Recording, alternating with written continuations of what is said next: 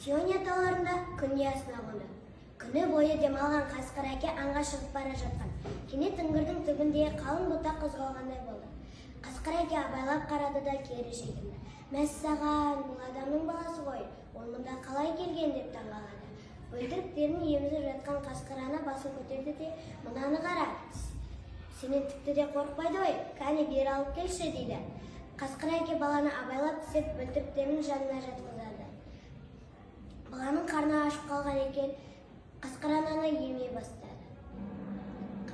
Өзің ештеңеден қорықпайтын сияқтысың ғой, сені бүгіннен бастап Маугли деп атайтын боламыз дейді. Кенет үңгірге табаки ұрланып кіріп келеді.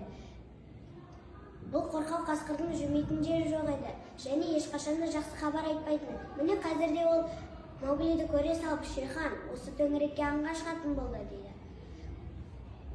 Қасқырлар бір-біріне қарасты. Әлгі ақсақ жолбарыс тағы да джунгли заңын бұзыпты. Кімде-кім аңға шығатын орнын ауыстырса, ол алдын ала осы тауды мекендеушілерге айтуы тиіс еді. Алайда Шерханның бұзған заңы бұл ғана емес еді. Ол адамдардың балаларын ұрлайтын еді. Осы үшін де Шерханды ешкім ұнатпайтын деді. Кенет ақырған дауыс естілді. Баланы маған беріңдер, ол менің олжам.